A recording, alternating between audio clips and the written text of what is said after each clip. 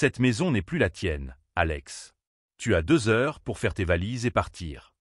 Les mots de mon propre père résonnaient dans le hall en marbre de notre manoir du Connecticut, tandis qu'il tenait dans ses mains des documents qui allaient tout changer. À ses côtés, ma sœur Claire souriait avec cette expression de victoire que je connaissais depuis l'enfance. Nous venions de terminer la lecture du testament de mon grand-père Thomas, et l'impossible venait de se produire. Mon héritage de 10 millions de dollars, l'entreprise familiale et la propriété qu'il avait promis de me laisser, tout était allé à clair. Je m'appelle Alex Montgomery, j'ai 25 ans et toute ma vie, j'ai été traité comme le 2e choix par ma propre famille. Alors que Claire recevait des voitures de luxe à 16 ans, je recevais un bon d'achat. Quand elle échouait à l'école, on lui engageait les meilleurs tuteurs privés. Quand j'avais des notes parfaites, on ne levait même pas les yeux de son téléphone. Mais mon grand-père Thomas était différent. Il m'a élevé quand mes parents étaient trop occupés à bâtir leur empire social. Tous les week-ends, il m'emmenait naviguer sur son yacht, m'enseignant les affaires, la stratégie et la vie. « Alex, disait-il toujours, tu as l'esprit dont cette entreprise a besoin. Un jour, tu mèneras tout ce que j'ai construit vers de nouveaux sommets. » C'est pourquoi, lorsque l'avocat de la famille, Gregory Phillips, annonçait que Claire avait tout hérité, j'ai eu l'impression que le sol se dérobait sous mes pieds. Les sourires malicieux de mes parents m'ont fait comprendre qu'ils savaient exactement ce qui se passait. « Il doit y avoir une erreur », ai-je dit, ma voix résonnant dans la bibliothèque lambrissée de bois de manguier où nous discutions toujours de l'avenir de l'entreprise. Grand-père m'a toujours dit que je serais l'héritier. Apparemment, Thomas a changé d'avis ces derniers mois, a répondu ma mère Rebecca en ajustant son bracelet en diamant. Il s'est peut-être rendu compte que Claire était mieux préparée pour diriger une entreprise. Claire s'est penchée en avant, feignant la compassion. Je suis désolé, Alex. Je sais que tu y comptais. Mais c'est peut-être mieux ainsi. Tu n'as jamais semblé vraiment intéressé par les affaires. L'audace de ce mensonge me laissa sans voix. J'avais passé tous mes étés à faire des stages dans l'entreprise. Je connaissais chaque service, chaque processus. Claire arrivait à peine à équilibrer son propre chéquier. Cela n'a aucun sens, insistai-je. Grand-père était lucide jusqu'à la fin. Nous avons parlé affaire la veille de sa mort. Mon père, William, s'est éclairci la gorge. En fait, Alex, nous avions quelques inquiétudes concernant l'état mental de ton grand-père ces derniers mois. Le médecin a confirmé que le traitement contre le cancer avait pu altérer son jugement. Gregory Phillips a ouvert un autre dossier. Il y a également cette lettre que ton grand-père a écrite, dans laquelle il exprime ses inquiétudes concernant des influences indues pendant sa maladie. Il fit glisser un papier sur la table. C'était censé être l'écriture de mon grand-père, mais quelque chose clochait. Les mots étaient les siens, mais l'écriture semblait forcée. C'est à ce moment-là que ma mère fit l'annonce finale. Compte tenu des circonstances, nous pensons qu'il vaut mieux que tu déménages. Aujourd'hui. Au cours des 30 minutes qui suivirent, je vis ma vie s'écrouler. On m'escorta jusqu'à ma chambre comme un étranger dans la maison où j'avais grandi. Alors que je rangeais mes affaires, une rage froide s'empara de moi. Ce n'était pas seulement une question d'argent. C'était des années d'humiliation, d'avoir été traité comme un citoyen de seconde zone dans ma propre famille. Mais alors qu'ils célébraient leur victoire, les paroles de mon grand-père résonnaient dans ma tête. Parfois, Alex, tu dois naviguer contre le vent pour atteindre ta destination. Le chemin direct n'est pas toujours possible. Il avait toujours été un homme prévoyant. Un stratège qui avait 10 coups d'avance. Et si cette situation était exactement ce qu'il avait prévu? En fermant ma valise, j'ai remarqué quelque chose que je n'avais pas vu auparavant. La vieille montre de poche de mon grand-père se trouvait parmi mes affaires. Étrange. Je ne me souvenais pas l'avoir prise. Si vous aimez cette histoire de trahison familiale et que vous êtes curieux de savoir comment un petit-fils déshérité peut renverser la situation, n'oubliez pas de vous abonner à la chaîne. Car ce que ma famille ignorait, c'est que mon grand-père m'avait enseigné bien plus que la navigation. Et ils étaient sur le point de découvrir que sous-estimer Alex Montgomery était la plus grande erreur de leur vie. 3 jours après avoir été expulsé de ma propre maison, j'étais assis dans un café bon marché du centre-ville, regardant mon compte bancaire, 2847 $. Tout mon monde s'était effondré en un après-midi, mais cette somme dérisoire n'était pas le pire. Le pire est arrivé lorsque mon téléphone a sonné. « Alex, j'ai entendu dire que tu traversais une période difficile », m'a dit Claire d'une voix trop douce, empreinte de cette fausse inquiétude que je connaissais depuis mon enfance. « Maman et papa sont très inquiets pour toi. Tu devrais peut-être accepter que grand-père ait pris la bonne décision au final. » La bonne décision. J'ai serré le téléphone plus fort, sentant la colère monter dans ma gorge. « Claire, tu ne t'es jamais souciée de l'entreprise. Tu ne sais même pas combien nous avons d'employés, ni quelle est notre principale gamme de produits. » Un rire froid a résonné à l'autre bout du fil, Un son qui m'a rappelé l'adolescente Claire qui cassait mes jouets juste pour voir ma réaction. Il est peut-être temps que tu apprennes qu'on n'obtient pas toujours ce qu'on veut, petit frère. Certains d'entre nous grandissent et acceptent la réalité. D'autres restent coincés dans le passé, nourrissant des fantasmes sur des droits qui n'ont jamais existé. Le venin dans sa voix ne faisait que commencer. Ce qu'elle a dit ensuite m'a complètement glacé. Oh, et Alex, tu peux arrêter de répandre des mensonges sur notre famille à tous ceux qui veulent bien t'écouter. Papa a eu des conversations très intéressantes avec certains de ses contacts au sujet de tes récentes instabilités émotionnelles. Ce serait vraiment dommage que cela commence à affecter tes futures opportunités professionnelles. La menace fut prononcée avec la précision chirurgicale de quelqu'un qui savait exactement où frapper pour causer le plus de dégâts. Il ne se contentait pas de me voler. Il détruisait systématiquement toute chance que j'avais de reconstruire ma vie ou de contester leurs actions. Au cours des jours suivants, j'ai découvert l'ampleur réelle du complot qu'ils avaient orchestré contre moi. Chaque entretien d'embauche que j'ai réussi à obtenir a pris fin brusquement lorsque les employeurs ont reconsidéré ma candidature. Un responsable des ressources humaines de Hartford Financial m'a même pris à part après un entretien apparemment concluant. « Écoutez, vous semblez être un bon garçon », m'a-t-il chuchoté en jetant des regards nerveux autour de lui comme s'il craignait d'être entendu. Mais j'ai reçu un appel du siège social plus tôt dans la journée. Ils m'ont dit que vous aviez des problèmes familiaux complexes, des problèmes de santé mentale. Nous ne pouvons pas prendre ce genre de risque juridique. L'influence des Montgomery s'étendait bien plus loin que je ne l'avais imaginé. Ils ne se contentaient pas de protéger leur héritage volé, ils s'assuraient méticuleusement que je n'aurais jamais les moyens financiers ou la crédibilité professionnelle pour le contester devant les tribunaux. Alors que je luttais pour trouver du travail comme plongeur dans les restaurants du centre-ville, Claire menait sa nouvelle vie d'héritière avec tout le drame théâtral qui avait toujours caractérisé ses performances. J'ai vu sur les réseaux sociaux des photos d'elle, soigneusement mises en scène, au siège de l'entreprise, posant aux côtés de mon père lors de réunions du conseil d'administration qu'elle ne comprenait manifestement pas. Les légendes parlaient de nouvelles directions visionnaires et de transformations générationnelles pour l'avenir. Mais une photo en particulier a attiré mon attention pour toutes les mauvaises raisons. Sur l'une des photos les plus récentes, prise dans la salle de conférence principale, j'ai remarqué des papiers stratégiquement disposés sur la table de réunion. Ma formation approfondie en analyse financière m'a poussé à me concentrer instinctivement sur les détails. Il s'agissait des rapports trimestriels de l'entreprise et les chiffres partiellement visibles que j'ai pu déchiffrer n'étaient pas bons du tout. Montgomery Enterprises avait de sérieux problèmes financiers. C'est alors que j'ai commencé à relier des points qui auraient dû être évidents dès le début. La précipitation désespérée pour prendre le contrôle administratif. L'agressivité presque sauvage avec laquelle on m'avait écarté pendant les derniers mois de la vie de mon grand-père. L'insistance si calculée sur le fait que j'étais mentalement instable. Un diagnostic qui rendrait toute contestation juridique infiniment plus difficile à soutenir. Il ne protégeait pas un héritage prospère qu'il voulait garder dans la famille. Il luttait désespérément pour sauver un empire financier en ruine et avait besoin des ressources de mon grand-père pour éviter une faillite humiliante. Au cours d'une de mes promenades nocturnes sans but dans la ville, car dormir sur la banquette arrière de ma Honda Civic n'était pas exactement une expérience propice à la détente. Je me suis souvenu d'une chose précise que mon grand-père m'avait dite quelques semaines avant sa mort. « Alex », m'avait-il chuchoté lors d'une de nos dernières conversations privées, la voix faible mais le regard toujours incroyablement vif. « Tout le monde n'apprécie pas l'intégrité comme tu l'apprécies.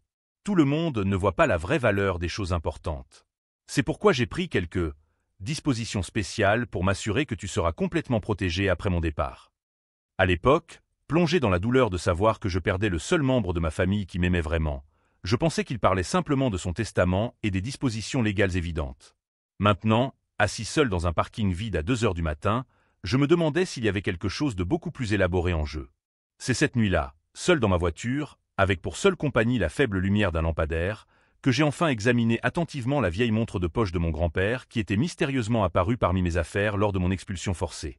C'était une Patek Philippe en or massif, une relique familiale que mon grand-père portait fièrement depuis ses débuts en tant que jeune entrepreneur. En la tenant à la lumière jaune du lampadaire, j'ai remarqué quelque chose qui m'a fait froncer les sourcils. Il y avait des marques presque imperceptibles à l'arrière de la montre, de minuscules rayures comme si elle avait été récemment ouverte avec des outils délicats. Mon grand-père avait toujours pris grand soin de ses biens les plus précieux. Il n'aurait jamais laissé des rayures accidentelles sur quelque chose qui lui était si cher. « Pourquoi étais-tu parmi mes affaires ?» murmurai-je à la montre, comme si elle pouvait me donner les informations dont j'avais désespérément besoin.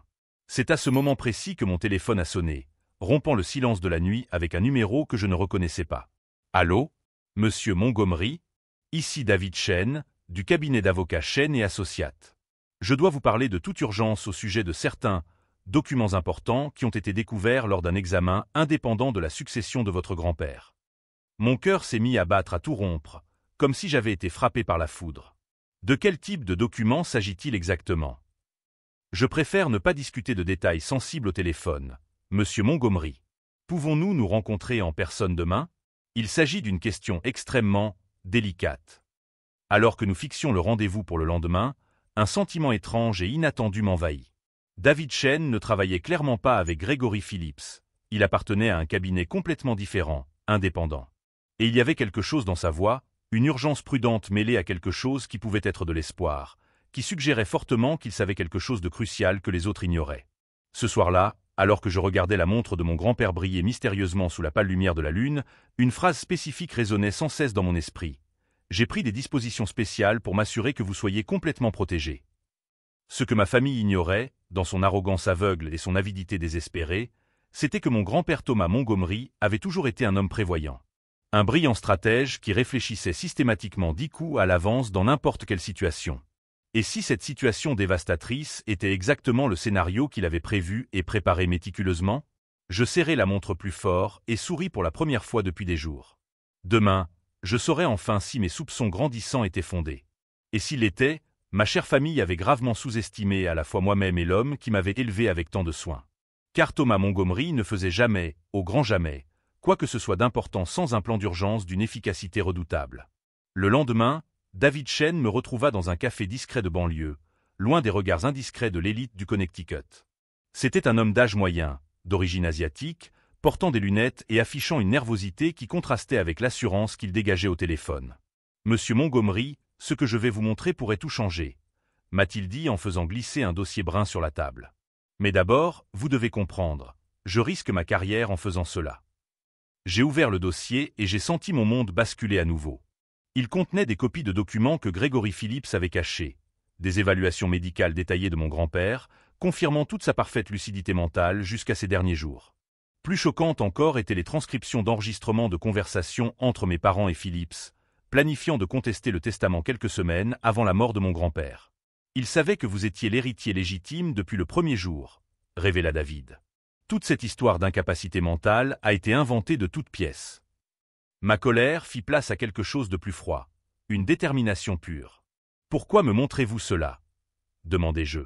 David a hésité. « Parce que j'ai travaillé avec votre grand-père pendant 15 ans. Il m'a engagé séparément, à l'insu de Phillips, spécifiquement pour cette éventualité. Thomas Montgomery avait prévu exactement ce qui allait se passer. Il m'a remis une enveloppe scellée portant mon nom écrit de la main de mon grand-père.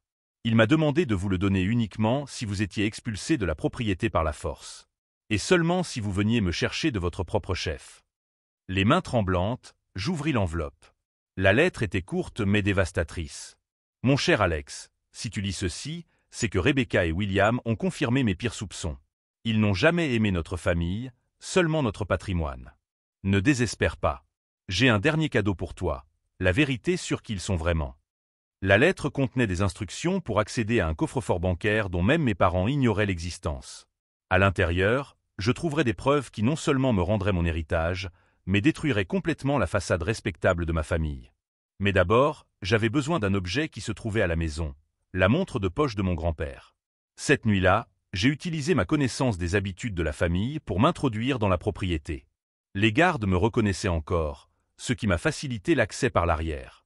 La maison était silencieuse. Mes parents étaient sortis pour une nouvelle réception, célébrant leur victoire. Dans mon ancienne chambre, j'ai pris la montre et j'ai remarqué à nouveau les marques étranges à l'arrière. Suivant mon instinct, j'ai appuyé sur la couronne dans un ordre précis que mon grand-père m'avait enseigné des années auparavant comme « code d'urgence » lors de nos aventures nautiques. Un clic presque inaudible a retenti, et le dos de la montre s'est ouvert, révélant un compartiment secret. À l'intérieur se trouvait une petite clé en or et un morceau de papier avec des chiffres que j'ai immédiatement reconnus, les coordonnées du coffre-fort. J'étais sur le point de partir lorsque j'ai entendu des voix dans l'entrée principale. Mes parents étaient rentrés plus tôt. Greg a dit qu'il avait posé des questions, a dit ma mère dans le couloir. Nous aurions peut-être dû être plus catégoriques dans notre approche. Rebecca, détends-toi. Il n'a pas les moyens de nous contester, a répondu mon père. Et même s'il les avait, qui croirait un petit-fils déshérité contre notre réputation? Claire se joignit à la conversation. Vous avez vu comment il est parti? Pathétique. Il a toujours été trop faible pour cette famille. Le rire cruel des trois résonna dans la maison où j'avais grandi. C'est à ce moment-là que j'ai pris une décision qui allait tout changer. Il ne m'avait pas seulement volé. Il m'avait sous-estimé. Et cela allait être l'erreur la plus coûteuse de leur vie. Je me suis échappé par la fenêtre arrière avec la clé du coffre-fort et un enregistrement complet de la conversation dont je venais d'être témoin. Alors que je roulais dans les rues désertes du Connecticut, une phrase de mon grand-père résonnait dans mon esprit. « Alex, la navigation la plus dangereuse est celle où tes adversaires pensent que tu es perdu en mer. » Le lendemain, David m'a accompagné à la banque. Le coffre-fort était plus grand que je ne l'avais imaginé, rempli de documents qui brossaient un tableau dévastateur de la situation financière réelle de la famille. Montgomery Enterprises n'était pas seulement en difficulté, elle était au bord de la faillite totale. Mes parents avaient contracté des emprunts colossaux en utilisant mon héritage comme garantie, pariant sur des investissements à haut risque qui avaient échoué de manière spectaculaire. Plus choquant encore, des documents révélaient que Claire avait une dette de jeu de près d'un demi-million de dollars auprès de personnes très dangereuses. Le remboursement de ces dettes avait encore plus épuisé les ressources de l'entreprise. Mais la découverte la plus dévastatrice se trouvait au fond du coffre-fort. La preuve que mes parents avaient falsifié des documents fiscaux pendant des années, cachant des pertes et gonflant les bénéfices pour maintenir leur statut social. « Mon Dieu !» murmura David en examinant les papiers. « Ce n'est pas seulement de la fraude civile. Ce sont des crimes fédéraux. » Alors que nous organisions les preuves, mon téléphone sonna. C'était un numéro inconnu. « Alex, c'est Patricia, l'ancienne assistante de ton grand-père. Je dois te parler de toute urgence. Il y a quelque chose que je n'ai dit à personne au sujet des derniers jours de Thomas. » Elle m'a retrouvé dans un restaurant discret, les mains tremblantes tandis qu'elle parlait. « Votre grand-père a tout enregistré, Alex. Chaque conversation au sujet du testament, chaque discussion au sujet de ses plans. Il avait un système d'enregistrement dans son bureau que personne ne connaissait. Les enregistrements sont cachés dans un endroit que vous seul pouvez trouver. » Patricia m'a remis une carte dessinée à la main par mon grand-père lui-même, indiquant l'emplacement exact sur la propriété où les enregistrements étaient cachés. « Il m'a fait promettre de ne révéler cela que si tu étais trahi comme il le craignait, » expliqua-t-elle. Thomas savait qu'ils feraient exactement ce qu'ils ont fait. Ce soir-là, en passant en revue toutes les preuves accumulées, documents financiers, enregistrements de conversation, preuves de falsification, je ressentis quelque chose que je n'avais pas éprouvé depuis des semaines, l'espoir. Ma famille avait joué un jeu déloyal, pariant que j'étais trop jeune et inexpérimenté pour riposter. Ils avaient sous-estimé deux choses cruciales, la profondeur de l'amour et la préparation de mon grand-père, et ma propre détermination à honorer sa mémoire. Alors que Claire dormait probablement dans des draps en soie égyptienne et que mes parents planifiaient leurs prochaines acquisitions de luxe avec mon argent, je construisais méticuleusement le dossier qui non seulement me rendrait mon héritage, mais les enverrait tous là où ils méritaient d'être. Ce qu'ils ne savaient pas, c'est que Thomas Montgomery n'avait jamais fait les choses à moitié. Et moi non plus. Avec toutes les preuves organisées sur le bureau de David Chen, j'ai commencé à monter méthodiquement le dossier qui détruirait ma famille. Mais j'avais besoin de plus que des preuves. J'avais besoin d'une stratégie aussi impitoyable que la trahison dont j'avais été victime. Nous avons suffisamment de matériel pour 3 procès distincts, m'a expliqué David en séparant les documents en piles distinctes. Fraude testamentaire, détournement de fonds et falsification de documents. Mais Alex, si nous attaquons sur tous les fronts à la fois, ils auront le temps de se défendre. Alors nous n'attaquerons pas sur tous les fronts à la fois, répondis-je en étudiant les schémas des transactions financières. Nous ferons comme mon grand-père m'a appris en navigation, une attaque coordonnée sur plusieurs fronts. Pendant que nous planifions notre stratégie juridique, Patricia m'a ramené à la propriété au petit matin pour récupérer les enregistrements secrets de mon grand-père. Le système était caché derrière une fausse bibliothèque dans le bureau, un endroit que je seul connaissais car j'avais aidé à l'installer des années auparavant lors d'une rénovation de sécurité que je pensais être le fruit de la paranoïa du vieil homme. Les enregistrements étaient accablants. Des heures de conversation où mes parents discutaient ouvertement de la manière de manipuler le testament, de m'éloigner pendant la maladie de mon grand-père, et plus choquant encore, de fabriquer des preuves de ma prétendue instabilité mentale, afin de rendre toute contestation impossible. Il a toujours été problématique, répétait la voix de ma mère dans les enregistrements. Si nous parvenons à établir un comportement erratique, aucun juge ne prendra ces revendications au sérieux. La voix de mon père répondait froidement. Grégory a déjà préparé les documents médicaux. Le docteur Harrison nous doit quelques faveurs. Alex ne saura jamais ce qui lui est arrivé. Mais les enregistrements révélaient également quelque chose à laquelle je ne m'attendais pas. Claire faisait l'objet d'un chantage. Ses dettes de jeu ne concernaient pas seulement des casinos, mais aussi des personnes qui avaient menacé sa vie. Mes parents avaient utilisé cette vulnérabilité pour la forcer à coopérer, lui promettant de tout rembourser en échange de son silence et de son soutien. « Ça change tout », murmurai-je en entendant la voix tremblante de Claire supplier qu'on lui accorde plus de temps. Elle n'est pas seulement cupide. Elle est terrifiée. David acquiesça pensivement. Cela peut être un avantage. Les gens désespérés font de mauvais choix. Et les mauvais choix laissent des traces. Dans les jours qui suivirent, j'engageai un détective privé spécialisé dans les crimes financiers. Marcus Thompson était un ancien agent du FBI, retraité après 25 ans passés à traquer le blanchiment d'argent et la fraude d'entreprise. S'il y avait quelque chose à trouver sur les activités de ma famille, il le trouverait. Votre père est intelligent, mais pas autant qu'il le pense, rapporta Marcus après une semaine d'enquête. Les prêts qu'il a contractés en utilisant son héritage comme garantie, il a violé des clauses fondamentales en utilisant des biens faisant l'objet d'un litige. C'est un crime fédéral. Plus important encore, Marcus a découvert que Montgomery Enterprises était dans une situation financière bien pire que ce que les premières preuves laissaient entendre. L'entreprise avait moins de 3 mois avant la faillite totale. Mon héritage n'était pas seulement convoité, il était absolument nécessaire à leur survie. Pendant que je montais mon dossier, ma famille célébrait sa victoire avec une arrogance croissante. Claire avait emménagé dans la suite principale de la propriété et était en train de tout réaménager pour refléter son nouveau statut d'héritière. Mes parents donnaient des interviews à des magazines économiques sur les transitions de direction réussies et la préparation de la prochaine génération. Le coup de grâce est venu lorsque j'ai reçu un appel de Sarah Mitchell, mon ex-petite amie de l'université, qui travaillait désormais comme journaliste financière. « Alex, je dois te dire quelque chose », m'a-t-elle dit d'une voix tendue. « Ta famille répand des rumeurs selon lesquelles tu aurais fait une dépression nerveuse après la mort de ton grand-père. Ils laissent entendre que tu as besoin d'aide psychiatrique et que toute tentative de contester le testament serait le fruit de délire. » La campagne de diffamation s'était intensifiée. Il ne leur suffisait pas de me voler. Ils détruisaient systématiquement ma crédibilité pour s'assurer que je ne puisse jamais riposter. C'est à ce moment-là que j'ai pris une décision qui allait tout changer. J'ai appelé Richard Donovan, le meilleur ami de mon grand-père et président du conseil d'administration de Montgomery Enterprises. « Richard, je dois te parler. Il s'agit de la situation réelle de l'entreprise et de certains enregistrements que mon grand-père a laissés. » La rencontre a eu lieu dans son bureau privé. Lorsque j'ai fini de lire les enregistrements et de montrer les preuves financières, Richard était livide. « Thomas m'avait prévenu, » a-t-il dit lentement. Il soupçonnait William de détourner des fonds, mais il n'avait pas de preuves concrètes. C'est pourquoi il a mis en place toutes ces mesures de protection pour vous. Richard m'a fait une offre inattendue, une alliance.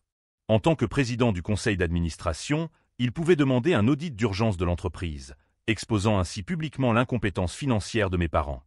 Plus important encore, il pouvait contester officiellement les changements de direction basés sur le testament frauduleux. « Ton grand-père m'a fait promettre de protéger tes véritables intérêts », m'a expliqué Richard. William et Rebecca pensent qu'ils contrôlent l'entreprise parce qu'ils ont Claire comme marionnette. Mais le conseil d'administration a toujours le pouvoir, et j'ai toujours de l'influence. Alors que nous finalisions notre stratégie, j'ai reçu un message inattendu. Il provenait de Claire, envoyé depuis un numéro que je ne reconnaissais pas. « Alex, je dois te parler de toute urgence. Je n'en peux plus. Retrouve-moi demain au café où nous avions l'habitude d'étudier. Viens seul. S'il te plaît. Il y a des choses que tu dois savoir sur ce qui s'est réellement passé. » Je fixai le message pendant de longues minutes. Était-ce un piège? Une tentative désespérée de manipulation? Ou ma sœur avait-elle enfin atteint le point de rupture? Quelle que soit la réponse, j'étais prêt. 3 semaines plus tôt, il m'avait expulsé de chez moi, pensant avoir détruit un jeune homme naïf et sans défense. Demain, ils découvriraient qu'ils avaient réveillé quelque chose de bien plus dangereux. Un homme déterminé, avec des preuves accablantes et plus rien à perdre. Si vous suivez cette histoire de trahison familiale et que vous voulez découvrir si j'ai réussi à renverser complètement la situation, n'oubliez pas de vous abonner à la chaîne pour suivre tous les rebondissements. La rencontre avec Claire allait déterminer si j'allais trouver une alliée inattendue ou si toute ma famille était perdue. Mais quel que soit le résultat, les pièces étaient déjà en mouvement. Et cette fois, c'était moi qui contrôlais le jeu. La rencontre avec Claire au café fut plus révélatrice que je ne l'avais imaginé. Elle arriva visiblement bouleversée, regardant constamment par-dessus son épaule comme si elle était poursuivie. « Alex, merci d'être venu », murmura-t-elle, les mains tremblantes tandis qu'elle tenait sa tasse de café. « Je ne supporte plus de mentir. Je dois te dire la vérité sur tout. Ce qu'elle m'a révélé au cours des 2 heures qui ont suivi a confirmé mes pires soupçons et m'a donné des munitions supplémentaires dont je ne soupçonnais même pas l'existence. Les problèmes financiers sont bien pires que tu ne le penses, a commencé Claire. Papa a perdu près de 20 millions dans de mauvais investissements au cours des 2 dernières années. L'entreprise est techniquement en faillite. Sans ton héritage, nous allons tout perdre en quelques semaines. Plus choquants encore étaient les détails concernant ses dettes de jeu. Elle ne devait pas seulement de l'argent à des casinos légaux, mais aussi à des usuriers qui avaient déjà menacé sa vie. Ils m'ont montré des photos de la maison, Alex. Ils connaissent notre routine, où maman fait ses courses, où papa déjeune. Ils ont dit que si je ne payais pas avant la fin du mois, ils commenceraient à se faire payer de manière plus directe. Sa voix s'est brisée. Quand papa a proposé de tout rembourser en échange de mon silence sur le faux testament, je n'avais pas le choix. J'étais trop terrifié pour envisager d'autres solutions. Mais la révélation qui a tout changé est venue à la fin de la conversation. Alex, il y a une réunion d'urgence du conseil d'administration demain à 10 heures. Papa va essayer de faire approuver une vente d'urgence des actifs de l'entreprise pour couvrir les dettes avant que quelqu'un ne découvre la situation financière réelle. Une fois approuvé, il n'y aura plus rien à hériter, même si tu prouves que le testament a été falsifié. C'était maintenant ou jamais. Ce soir-là, Richard Donovan et moi avons finalisé notre stratégie. À 9h45 le lendemain matin, j'entrerai dans la réunion du conseil d'administration avec toutes les preuves organisées. Richard convoquerait un audit d'urgence basé sur les enregistrements que j'avais trouvés, exposant publiquement la fraude testamentaire et la mauvaise gestion financière. Ils ne s'y attendent pas, confirma Richard. William est tellement concentré sur l'approbation de la vente qu'il ne se doute pas qu'il a perdu le contrôle de la situation. À 9h50, je pénétrai dans le bâtiment de Montgomery Enterprises pour la première fois depuis un mois. Les agents de sécurité me reconnurent et hésitèrent, mais Richard avait donné des instructions claires. J'avais toute autorisation pour assister à la réunion. Lorsque j'ai ouvert la porte de la salle de réunion, le silence était assourdissant. Mon père s'est interrompu au milieu de sa présentation sur la restructuration nécessaire. Ma mère était livide et Claire, qui était présente en tant que nouvelle PDG, a simplement baissé la tête. Désolé d'être en retard, ai-je dit calmement en prenant place à la table. J'espère que je n'ai rien manqué d'important. William a tenté de reprendre le contrôle. Alex, tu n'as pas ta place ici.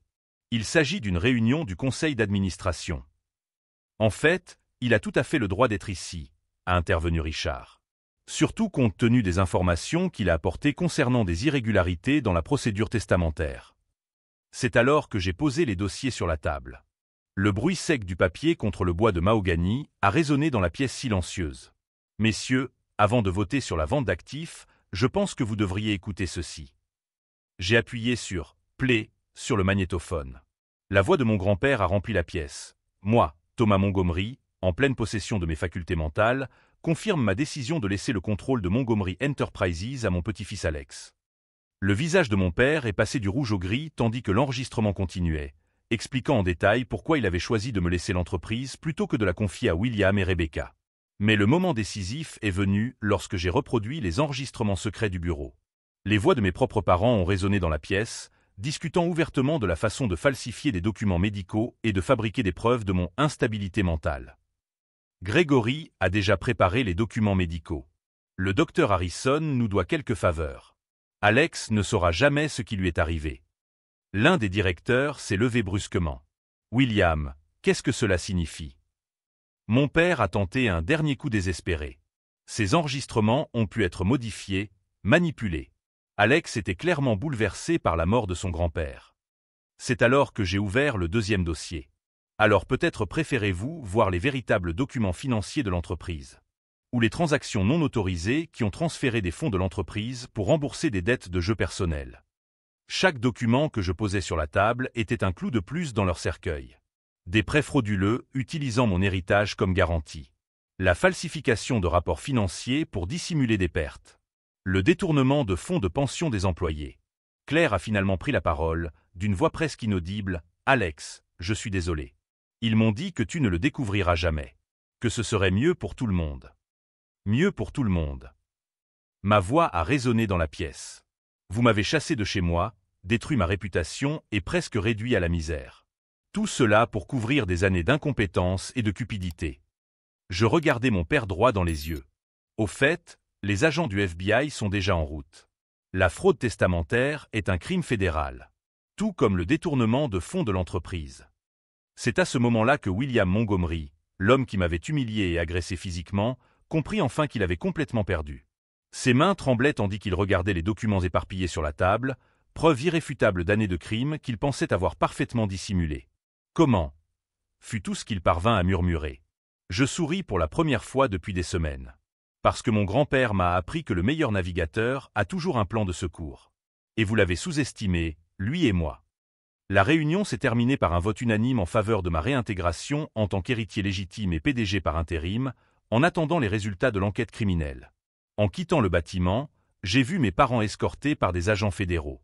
Claire avait négocié sa coopération en échange de l'immunité, fournissant des détails supplémentaires sur les montages financiers. L'empire qu'ils avaient tenté de voler était sauvé. L'entreprise que mon grand-père avait bâtie allait être restaurée. Et la justice qu'il avait méticuleusement planifiée avait enfin prévalu. Mais le véritable test restait à venir. Reconstruire non seulement l'entreprise, mais aussi ma propre vie après une trahison aussi profonde. 6 mois plus tard, j'étais au tribunal fédéral, regardant mon père être condamné à 8 ans de prison pour fraude financière et falsification de documents. Ma mère, assise à côté de lui, pleurait en silence alors qu'elle était condamnée à 5 ans pour complicité et détournement de fonds. Le juge a été impitoyable dans sa déclaration. Les accusés ont systématiquement abusé de positions de confiance, manipulé des documents juridiques et tenté de détruire la vie de leur propre famille pour couvrir des années de mauvaise gestion financière. Ce tribunal a rarement vu des preuves d'aussi calculées de cruauté familiale. Gregory Phillips avait perdu son droit d'exercer le droit et faisait l'objet de ses propres poursuites pénales pour falsification de documents officiels. Le docteur Harrison, qui avait fabriqué les faux rapports médicaux, avait vu sa licence médicale suspendue à titre permanent et faisait l'objet d'une enquête éthique dans 3 États. Claire se tenait à mes côtés, respectant strictement son accord de coopération. Au cours des derniers mois, notre relation était passée de la trahison à quelque chose qui ressemblait à une réconciliation prudente, fondée sur une honnêteté brutale et une responsabilité mutuelle. « Alex » murmura-t-elle tandis que nos parents étaient escortés menottés. « Merci de m'avoir donné une seconde chance alors que je ne la méritais pas. Merci d'avoir choisi de faire ce qu'il fallait quand il était encore temps. » ai-je répondu, réalisant que pardonner ne signifie pas oublier, mais choisir de construire quelque chose de nouveau sur les décombres de ce qui a été détruit. La transformation de Montgomery Enterprises a été extraordinaire. Avec des finances stabilisées et des pratiques éthiques rétablies sous ma direction, l'entreprise a non seulement survécu, mais elle a prospéré d'une manière que mon grand-père n'aurait jamais imaginée. En 18 mois, nous avions triplé notre valeur marchande et étions devenus un modèle de gouvernance d'entreprise responsable. Richard Donovan est resté président du conseil d'administration, devenant non seulement un mentor précieux, mais aussi le père que je n'ai jamais eu.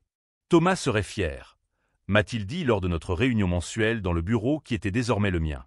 Vous n'avez pas seulement sauvé l'entreprise. Vous l'avez transformée en quelque chose de mieux qu'elle n'était auparavant. Patricia, l'ancienne assistante dévouée de mon grand-père, est revenue en tant que directrice des opérations, apportant avec elle des décennies de sagesse institutionnelle. David Chen est devenu notre conseiller juridique principal, mettant en place des protocoles garantissant une transparence totale. Marcus Thompson dirigeait notre nouvelle division de sécurité d'entreprise, créant des systèmes qui rendaient impossible toute répétition des abus qui avaient failli tout détruire. Mais les changements les plus profonds ont été personnels. La trahison de ma famille m'a enseigné des leçons qu'aucune école de commerce n'aurait pu m'apprendre. J'ai appris que la vraie famille se définit par la loyauté et l'amour, et non par l'ADN ou la commodité. J'ai appris que parfois, il faut tout perdre pour découvrir qui on est vraiment et ce dont on est capable. J'ai également appris le pardon, non pas comme une faiblesse ou un oubli, mais comme la force nécessaire pour se libérer du poids de l'amertume. Pardonner à Claire sa participation à la trahison ne signifiait pas minimiser ce qui s'était passé, mais choisir de me concentrer sur la personne qu'elle s'efforçait sincèrement de devenir grâce à une thérapie et à un travail acharné. 1 an après les procès, j'ai utilisé une partie importante de l'héritage restauré pour créer la Fondation Thomas Montgomery pour l'éthique en entreprise, qui se consacre à la formation des jeunes cadres à la responsabilité et à l'encadrement juridique des employés qui dénoncent des fautes professionnelles. Lors de la cérémonie de lancement, je me suis adressé à un public composé de centaines de personnes, PDG, étudiants, survivants de fraudes d'entreprise. Mon grand-père disait toujours que le véritable test de caractère n'est pas la façon dont vous agissez lorsque vous gagnez, mais la façon dont vous réagissez lorsque tout semble perdu. Il m'a appris que la navigation la plus importante se fait pendant les tempêtes, lorsque vous ne voyez pas le port, mais que vous devez quand même maintenir le cap. Ce jour-là, Richard m'a remis un dernier cadeau de mon grand-père. Une lettre qu'il avait demandé de n'ouvrir qu'après ma victoire finale et le rétablissement complet de l'entreprise. « Alex » disait la lettre écrite de sa main familière, si tu lis ceci, c'est que tu as prouvé que mon jugement était juste. Tu as affronté la trahison avec intégrité, l'injustice avec stratégie et la cruauté avec sagesse.